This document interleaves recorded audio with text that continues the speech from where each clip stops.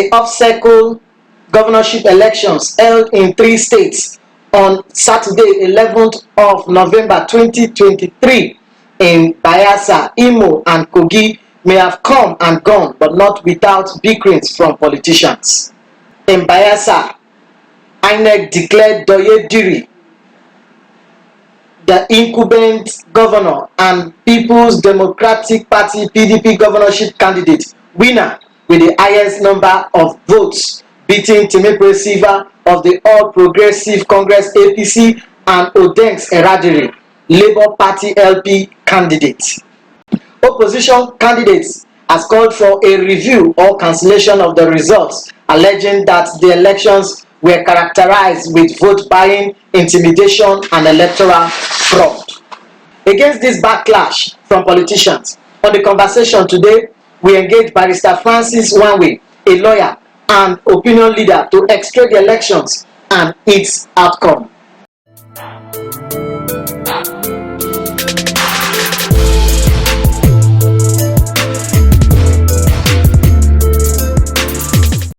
Good evening, sir. This is a very quick one. We are just looking at the Bayelsa state elections have come and gone.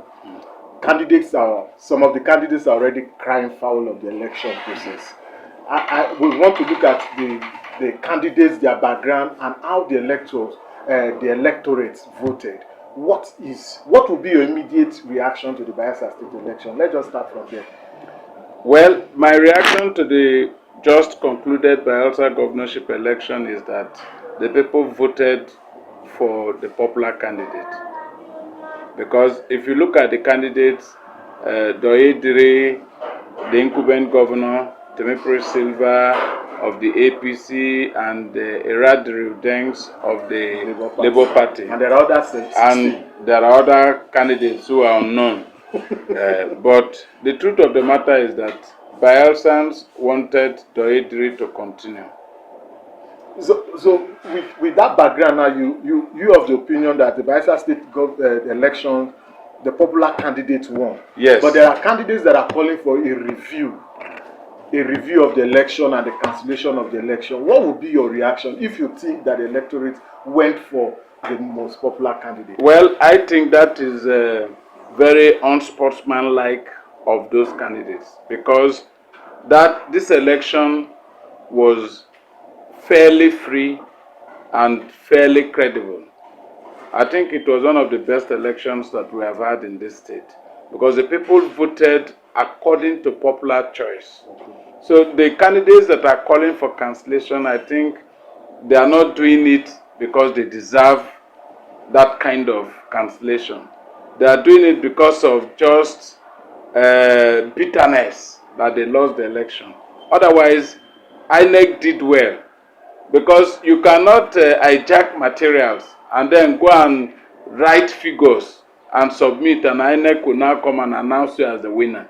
You have to win the election. You have to get the votes from the people. And from my own observations on the field, I discovered that people actually voted for Douye Diri. Douye Diri was more popular than all the other candidates. So it was the most popular candidate that won. So the elections were free and credible, at least to a great extent. Okay, to a great extent. So what is your thinking of these accusations of vote buying, intimidation, and INEC being a tool of a particular party? Well, what I think is my own opinion. Okay.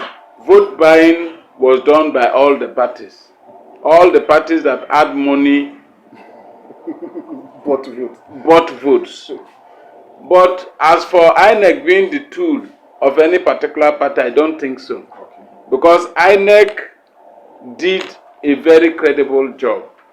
INEC stopped people from cooking up votes. Because that has been the stock in trade for some political parties. They don't want to win by popular mandate. They just want to hijack materials and write figures, and then they want to be announced as winners. As far as I'm concerned, this election was fairly credible, and this election represented the majority views of the people of Bayelsa State. So let's look at the popularity of the candidates. We have an incumbent governor, we have a former minister of petroleum, and a former governor fighting for his second term, and we have a fairly new face, a former commissioner, a former IYC president, and also some other candidates on the fringes we never knew anything about. Yes. Now, to me, all these candidates have a credibility to some extent. So what was the thing, in your own view, that Bayelsans were looking out for, that they went for this candidate? For Douye Diri. For Douye Diri. Okay. What motivated Bayelsans to go for Douye Diri was basically because of his peaceful disposition.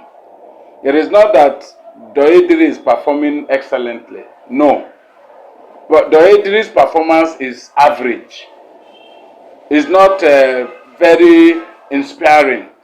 But people prefer Douye Diri to most of the other candidates because they know that Douye Diri believes in peace. Douye Diri is a promoter of peace. So instead of Bayelsans to vote for somebody that will come and create crisis in the state or create a lot of chaotic situations, Bayelsans opted for peace that they have seen because they know that this man is peaceful and his disposition has always been that of promoting peace. So that's why people went for Douye Diri. It is basically about his peaceful disposition. So now let's there are some issues that emanated from this election. One of them is about the review. A lot of political parties are saying that INEC has the powers, especially the returning officers. And I'm speaking from the fact that all the three elections let's digress a bit. And there were three elections that were held on the day Bayelsa election was holding. Kogi and Imo State. I saw a common denominator where party agents will be calling on the electoral officer to cancel or to review the election based on some issues, especially cancellations of results. Most of the time, we'll see party agents talk about that INEC does not have the powers to cancel results, and that INEC has the power whenever there is a call for review, has the powers to call for review for 7 days. What is the true legal standing based on your experience as a lawyer? Does INEC have the power to cancel elections, just as we saw in Bayelsa State? Because one of the parties are saying that some of their votes were cancelled. Does INEC have the power to cancel elections, and does INEC have the power to why is INEC not reviewing within the 7 days period made available by the Electoral Act? Why is INEC not reviewing when party agents call for such reviews of? Well, it is not every call by party agents that you listen to. Some calls are not premised on sound reasoning. Some are just calls to make noise. Okay. As far as I'm concerned, in this Bayelsa governorship election, it is the wish of the people that is reflected in the outcome of the election. So, where the wish of the people is reflected, what are you reviewing? And then, moreover, the people that are saying, yes, INEC legally would not have the right to cancel elections, mostly when the election has been announced at the unit level. If at the polling unit, the election has been announced and confirmed, then INEC does not have the powers to cancel it. Rather, INEC's zone is to collate it and then announce it.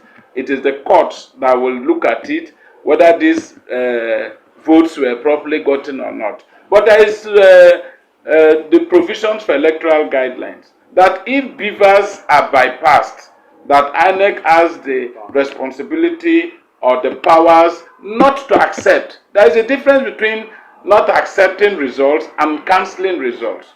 Most of the results were not accepted because they bypassed beavers. It is not that they were cancelled. Okay.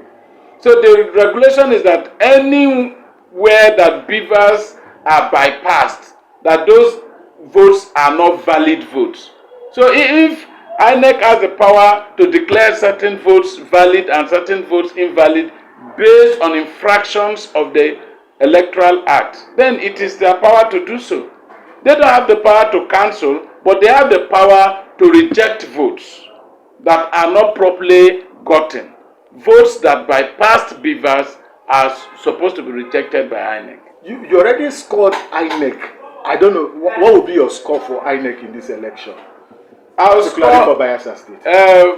I think INEC had a pass mark. A pass mark. Yes, but a pass mark. In some places we have the bypass of the beavers. Beavers did not work. Turnout rate was, there was a lot of the voter parties are in Bayelsa State. Another complaint about there are some polling units that did not open till 10. So with all these challenges, what areas do you think that INEC should be able to improve going into the next election? Well, my observation is this: INEC should take logistics issues more seriously. The movement of materials to polling units at the right time. And then also, INEC should also fortify security around INEC staff.